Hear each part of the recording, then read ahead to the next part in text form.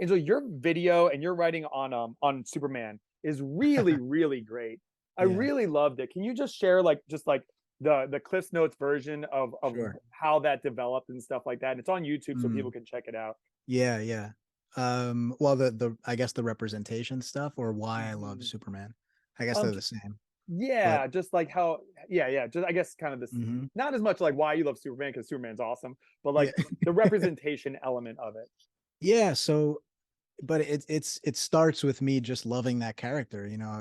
I was a very young kid in the late 80s, and Christopher Reeve Superman films were out. I had them on video. Somehow, someone put that in front of me. There were tons of cartoons and toys and things, and it hit me. I don't have a memory of not being in love with this character.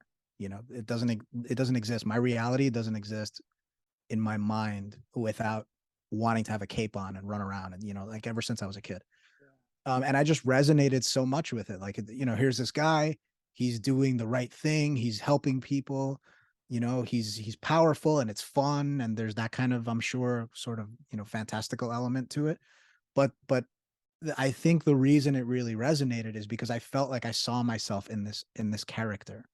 Like I had this urge to do what he was doing, which is to use his powers for good, and I couldn't have articulated that at the time because I was 4, but I feel like I felt that. I feel like there was something was communicated kind of subconsciously, sort of instinctively, and I connected with that. And it never left me. I always just had that inkling, like I want to do that. I want to be that guy who sees somebody who's in need and helps them out.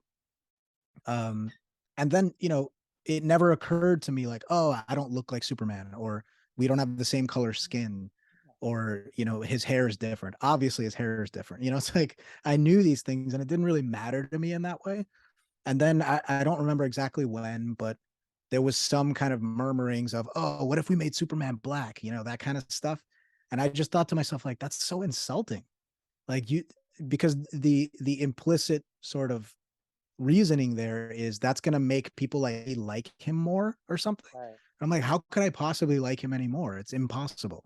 And I actually would like him less that now that you've done this kind of thing that kind of sullied my relationship with him because you've made it about this thing that it was never about. Yeah. And it didn't matter that he looked more like you, Will, than he ever did like me, right? Yeah. Neither of us really look like him, but like this idea was insulting to me because it was essentializing. It was kind of saying, oh, there's something about you and something about him as a character that's fundamental that you can never bridge. There's some divide there that you can never bridge. And I never felt that gulf ever in my life until someone talked about changing him for the sake of bridging, for the Yeah. sake of bringing him closer to me. And it had the opposite effect. It made it feel more distant, and I rejected that. So, and the idea, obviously, is you can see yourself in anybody because you're a human being, and that's the part that matters. And the wonderful things about that character are the qualities that he embodies. And all these characters, any character in fiction that you love, the reason why you resonate with them is because they're human beings and they're some version of the human condition. And you can connect with that no matter who you are, what's between your legs, what your skin looks like. It Yeah. doesn't matter. You connect with that human thing. And so, people will say, I'll just preempt this. People will say, okay, well, if that's the case, why does it matter if we change his skin color?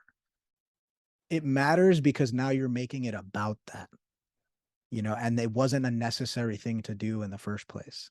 And so if you say, well, we need more people who look like this in our media, I'll be like, yeah, great. But those characters exist in comics. Let's make movies about them Mhm. instead of doing the lazy kind of race swapping thing where we take something that exists and just change the color. Boom, we've done our job. Like that's lazy. And it's a disservice to those cultures and those minority groups that you are supposedly wanting to support.